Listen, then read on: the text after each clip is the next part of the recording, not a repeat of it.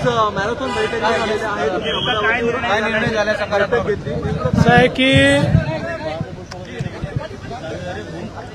आम्ही आमच्या जाहीरनाम्यामध्ये शेतकऱ्यांच्या कर्जमाफीच्या संदर्भातली घोषणा केली होती। त्या संदर्भात आम्ही मागच्या काळामध्ये एक समिती तयार करून कर्जमाफी कशी करायची, दीर्घकालीन उपाययोजना काय करायच्या, अशा सगळ्या गोष्टींचा निर्णय केला होता।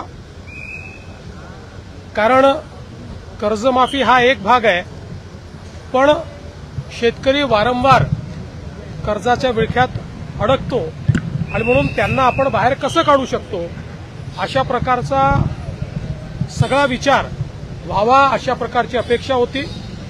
त्या दृष्टीने आम्ही जे मित्राचे चेअरमन आहेत प्रवीण परदेशी यांच्या अध्यक्षतेखाली एक समिती तयार केलेली आहे। ही समिती कर्जमाफीच्या संदर्भात कशा पद्धतीने ती करता येईल, त्याचे निकष काय असतील, भविष्यात शेतकऱ्यांना आपल्याला कर्जाच्या विळख्यातनं बाहेर कसं ठेवता येईल किंवा थकीत कर्जात तो जाणार नाही याकरता काय उपाययोजना करता येतील, या सगळ्या बाबींवर निर्णय करेल।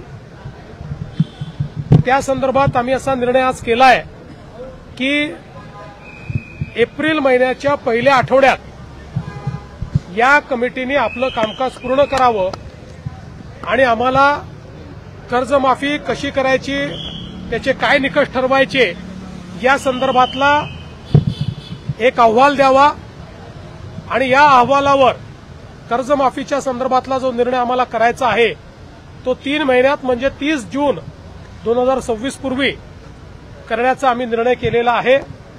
त्यामुळे आता सगळे टप्पे आम्ही या ठिकाणी ठरवलेले आहेत। सगळ्या नेत्यांशी आमची चर्चा झाली, अतिशय सकारात्मक चर्चा झाली। त्या चर्चेमध्ये त्यांनी देखील याला मान्यता दिलेली आहे। आम्ही त्यांना हे समजावून सांगितलं की आम्ही पहिल्या दिवशीपासून कर्जमाफीच्या बाजूचे आहोत, आम्ही दिलेलं आश्वासन पाळू हेच सांगितलेलं आहे। पण आता लगेच शेतकऱ्यांना त्यांच्या खात्यात पैसे देणं गरजेचं आहे। कर्जाची वसुली जून महिन्यात होणार आहे आणि आता जर आपण शेतकऱ्यांच्या खात्यामध्ये पैसे दिले नाहीत तर शेतकरी रबीचा पेरा देखील करू शकत नाही आणि म्हणून पहिल्यांदा तात्काळ शेतकऱ्यांना जे त्यांच्या खात्यात पैसे दिले पाहिजे त्याची सगळी तरतूद आम्ही केलेली आहे आणि ते पैसे आता शेतकऱ्याच्या खात्यामध्ये जाणं सुरू झालेलं आहे। जवळपास आज आम्ही अंदाज घेतला तर जवळपास 8,500 कोटी रुपये रिलीज झाले आहेत। त्यातले 6,000 कोटी प्रत्यक्ष खात्यामध्ये गेले आहेत आणि पुढच्या 2 दिवसात उरलेले पैसे जाणार आहेत। अजून 11,000 कोटी रुपये हे काल आम्ही जे कॅबिनेटला परवा मान्य केले तेही आता येत्या 2 ते 3 दिवसात रिलीज होणार आहेत आणि तेही शेतकऱ्यांच्या खात्यामध्ये जातील आणि अजून 1,500 कोटीची आम्ही प्रोव्हिजन केलेली आहे।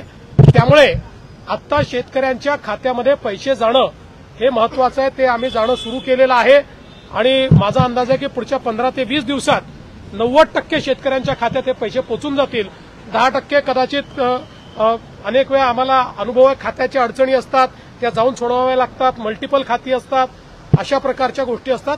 त्यामुळे तेही आम्ही त्यांचेही जे बाकी 10% आहेत त्यांचेही आम्ही त्या ठिकाणी पूर्ण करू आणि फॉर्च्युनेटली याला कुठली आचारसंहिता नसते, त्यामुळे आचारसंहिता लागली तरी ही मदत त्यांच्या खात्यामध्ये जाऊ शकते।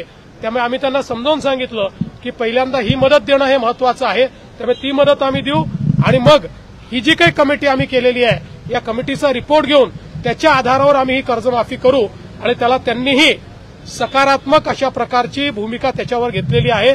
त्यामुळे आता या संदर्भातले टप्पे आम्ही ठरवलेले आहेत। कृषी उत्पादकांना योग्य हमीभाव मिळावा याची मागणी कृषी उत्पादकांना योग्य हमीभाव मिळावा। 6 जून वगैरे अशी कुठली तारीख नाही आहे, कृषी तारीख उत्पादक सांगितली 30 आहे, 30 जून पूर्वी करू। कृषी उत्पादकांना योग्य हमीभाव मिळावा अशी देखील मागणी शिष्टमंडळाकडे करण्यात आली। निश्चितपणे आम्ही त्यांना सांगितलं की आम्ही कृषी मालाच्या खरेदीकरता खरेदी केंद्र सुरू केलेले आहेत, त्याचे आकडेही आम्ही सांगितले, तिथे नोंदणी पण आपली सुरू झालेली आहे आणि आम्हीही विनंती केली आणि आम्ही त्यांना सांगितलं की सगळ्या शेतकरी नेत्यांनी विनंती करावी की कोणीही हमीभावाच्या खाली व्यापाऱ्यांना विकू नये।